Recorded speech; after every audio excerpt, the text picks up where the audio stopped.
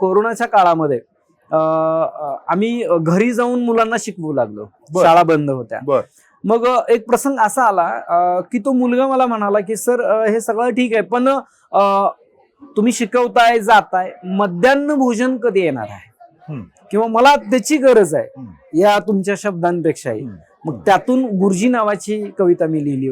गुरुजी की त्या मुलाला पडलेला प्रश्न आहे की गुरुजी, पाठीवर काढलेल्या शब्दातील सारच असतं का खरं?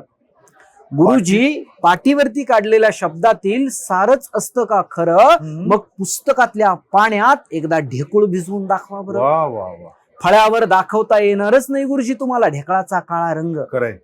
फळ्यावर दाखवता येणारच नाही गुरुजी तुम्हाला ढेकळाचा काळा रंग. आणि कसं शिवणार तुम्ही आतून फाटलेल्या माझ्या बापाचं अंग? गुरुजी, परवा वर्गात पावसाची कविता शिकवताना माझ्या डोळ्यातच धावून आला पाऊस. गुरुजी, परवा वर्गात पावसाची कविता शिकवताना माझ्या डोळ्यातच धावून आला पाऊस. पोटात भुकेच्या आगडोंबांनी बदलता येत नाही रात्रीत कुस.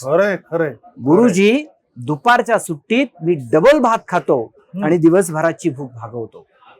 गुरुजी, दुपारच्या सुट्टीत मी डबल भात खातो आणि दिवसभराची भूक भागवतो. रात्री केलीच आतड्यांनी वळवळ तर जेवायला चांदण्याच मागवतो.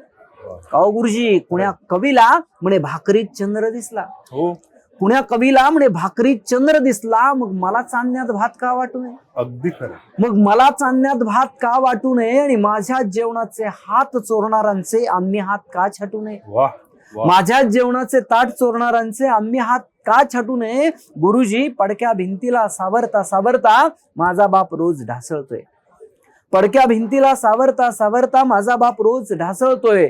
व्यवस्थेने डांबरीवर आपटलेल्या चिपाडागत बाप रोज फासळतोय. गुरुजी, काही असू द्या, पेपर मधल्या प्रश्नाला मिळावं उत्तर म्हणून फळ्यावर तुम्ही चालवूच नका खडू. पेपर मधल्या प्रश्नाला मिळावं उत्तर म्हणून फळ्यावर तुम्ही चालवूच नका खडू. आम्हीच साचवला आमच्या डोक्यात जातीचा कचरा, त्या सांगा त्याला पहिल्यांदा कसं झाडू? गुरुजी, गुरुजी, काही असू द्या, गुरुजी, काही असू द्या, वर्गामध्ये असं काहीतरी शिकवा की कधीही ठेस लागली, माणूस पडला तर आमच्यातला माणूस जागा झाला पाहिजे. आमच्यातला माणूस जागा झाला पाहिजे. तो माणूस निर्माण करण्याची ताकद गुरुजी तुमच्यामध्ये आहे. गुरुजी तुमच्यामध्ये.